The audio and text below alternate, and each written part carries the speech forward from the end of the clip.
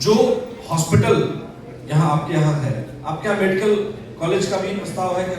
Medical college का प्रस्ताव सरकार का है, पीपी मोड पे है। उसके लिए प्रशासन द्वारा जगह भी दिखा दी गई है, लेकिन पीपी मोड पे भी कोई एजेंसी या संस्था बनाने को तैयार नहीं हुई है। बात चल रही है, मोस्ट ऑफली जल्दी ही क्रियान्वित हो जाएगा। अच्छा, आपसे हम ये जानना चाहते हैं कि क्योंकि सुदूर इलाके हैं और कई बार हमने देखा है कि मातृ मृत्यु दर और शिशु मृत्यु दर दोनों ही, हालांकि उत्तर प्रदेश में काफी कम हुआ है। हम आंकड़ा पढ़ रहे थे तो उसमें हमने देखा कि बहुत बेहतर कर रहा है यूपी, और चित्रकूट भी काफी अच्छा कर रहा है। हम आपसे जानना चाहते हैं कि मातृ और शिशु मृत्यु दर को कम करने के लिए और जो टीकाकरण है, जो नवजात बच्चे के लिए टीकाकरण हो और माताओं के लिए टीकाकरण हो, साथ ही साथ जो अन्य तरह के जो टीके होते हैं या डॉग बाइट का जो टीका है, क्योंकि अब वो समय आ रहा है, गर्मी में थोड़ा सा ज्यादा होता है, अगर आप सहमत हो। हम ये जानना चाहते हैं कि मात्र ये बच्चों के जो टीके हैं और जो सामान्य टीके, उनकी उपलब्धता, उनकी व्यवस्था कैसी है? हमारे यहाँ सरकार के द्वारा हर तरीके के टीके पर्याप्त मात्रा में उपलब्ध है। डॉग बाइट की जहाँ तक बात आपने की है, डॉग बाइट के टीके हमारे हर पीएससी लेवल पर पर्याप्त मात्रा में उपलब्ध है। कहीं किसी चीज की किसी भी स्तर पर कमी नहीं है। एंटी स्नेक वेनम हो, डॉग बाइट हो या उसके एंटीबॉडीज हो, हर चीज बच्चों को टीकाकरण की व्यवस्था एक टाइम ऑफ बर्थ से लेकर के टाइम ऑफ बर्थ 3 डोज दी जाती है। पोलियो की डोज दी जाती है, बीसीजी दी जाता है और हेपेटाइटिस भी दिया जाता है। इससे लेकर के हर एक बच्चे को 5 साल तक में, 2 साल तक में ढेर सारे डोज भी, बूस्टर डोज 5 साल तक दी जाती है। उसका 100% क्रियान्वयन माइक्रो प्लान बना करके हर रूट पे करने की कोशिश की जाती है। हम लोग के जिले में टीका परसेंटेज काफी बेहतर है और प्रदेश में हम लोग अच्छी स्थिति में है।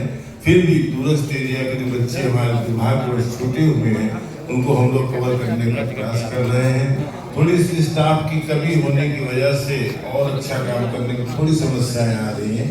उसके लिए हम लोगों ने डिमांड किया है, जल्दी हमें और भी ANM staff, nurse supporting staff, field staff मिल जाएगा तो हम लोग इस काम को और बेहतर करेंगे।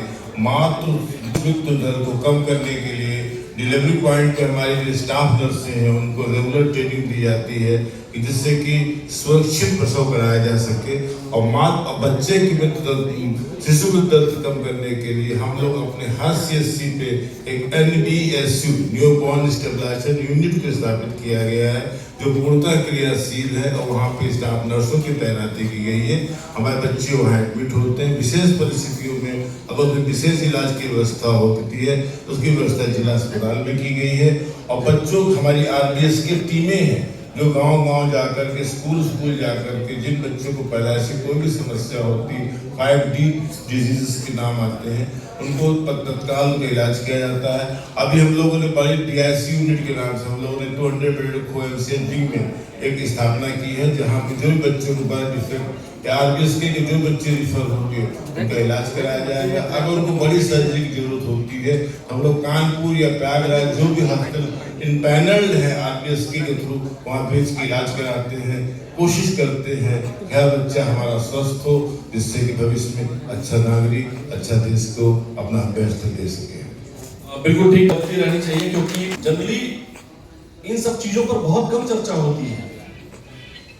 हम आपसे साथ ही ये भी जानना चाहते हैं कि पोषण को लेकर के, हालांकि तमाम और भी अन्य विभाग हैं इससे रिलेटेड, लेकिन आप लोग क्या इसको भी मॉनिटर करते हैं कि हमारा जो हमारी जो पीढ़ी है वो सुपोषित हो, क्योंकि कुपोषण एक बहुत बड़ा दाग होता है। हम आपसे जानना चाहते हैं कि पोषण को लेकर के किस तरह की गाइडलाइंस आप लोग देते हैं और क्या प्रयास करते हैं? हमारी सारी स्टाफ नर्सेस को और जैसे एएनएम्स को, फील्ड वर्कर्स को, RBS की टीम को इस बात की ट्रेनिंग जाती है कि बच्चों को हम लोग कैसे कैटेगराइज करेंगे। Mild child, severe mild, moderate mild और माइल्ड माइल्ड। तो जो बच्चे हमारे माइल्ड होते हैं, जिनका बेस सामान्यतः 2.5 kg से कम होता है, ऐसे बच्चों को हम लोग आंगनबाड़ी के थ्रू डाइट दिलाया जाता है, उनके माँ बाप को मोटिवेट किया जाता है कि उनको खाने की व्यवस्था कैसे क्या की जाए।